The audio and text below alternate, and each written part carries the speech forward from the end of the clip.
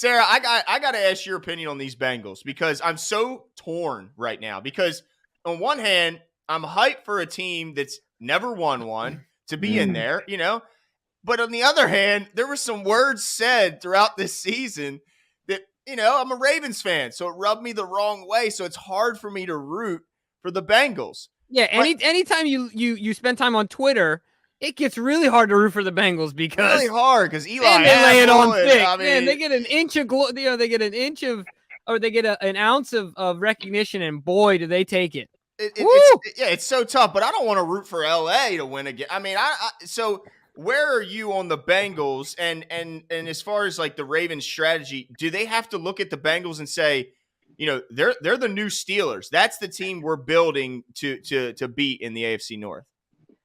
I want both to lose. Can we do that? The only I know, right? It's gonna be a 0-0 tie. I want to win is Eric Weddle, but I don't want the Rams. I know. Same here. Yeah. Same here. Yes. Like our guy goes out of his retirement for 2 years.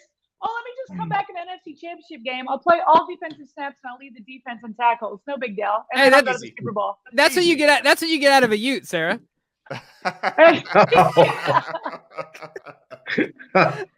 yeah, those Utes.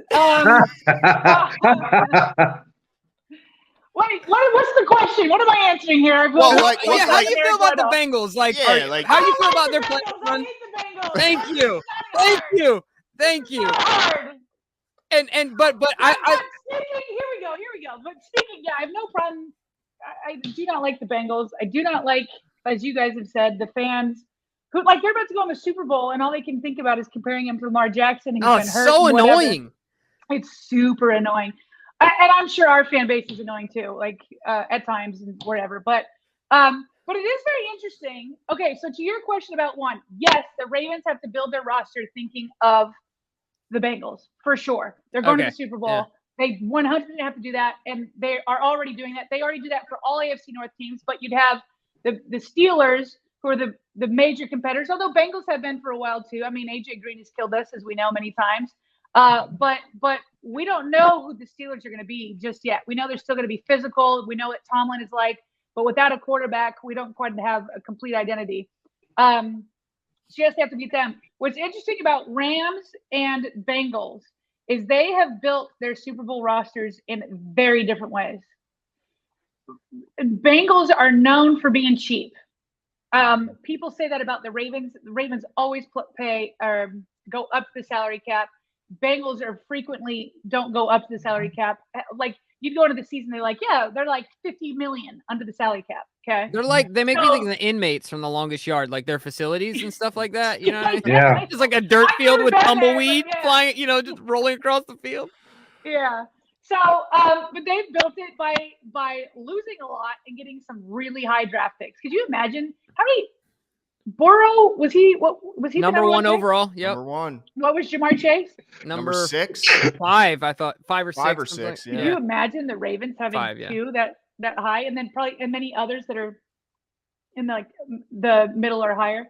So that's how they've built it, but that's probably why they haven't been there that often because they don't spend a lot. And then you've got the Rams who have I don't think have a first round draft pick again until 24. 24. Oh my gosh. So they're in. And here's the thing. The Rams are swinging. They're going to be over the cap. They've mortgaged their future big time. So they have to hit because some painful years are coming up for them. And it would be less painful if they could win the Super Bowl to take that sting away. So it's very interesting, the 2 different ways they've done it. And that's kind of the only reason why I kind of want the Bengals a little bit. Because I don't like this idea of buying a Super Bowl and then your fans are in pain for a decade or half a decade, whatever. Typical LA fashion, though. I mean, if you look at the way the Lakers have done, they don't rebuild. They just retool. Buy more championship teams, right? And the Bengals got $50 million in cap room next year, which is really scary. But it'll be interesting. Their GM and front office is going to have to start working when Joe Burrow and Jamar Chase and T. Higgins, and they got those 2 offensive linemen up front. When they got to start paying those guys, it's going to get real interesting when you got the last pick. That's all we can lean on. They spend it all. They might have to let some good guys go. Yeah. So I'm about to say they're going to let some good guys go, and then we're going to go ahead and swoop in and take those Bengals and turn them into Ravens.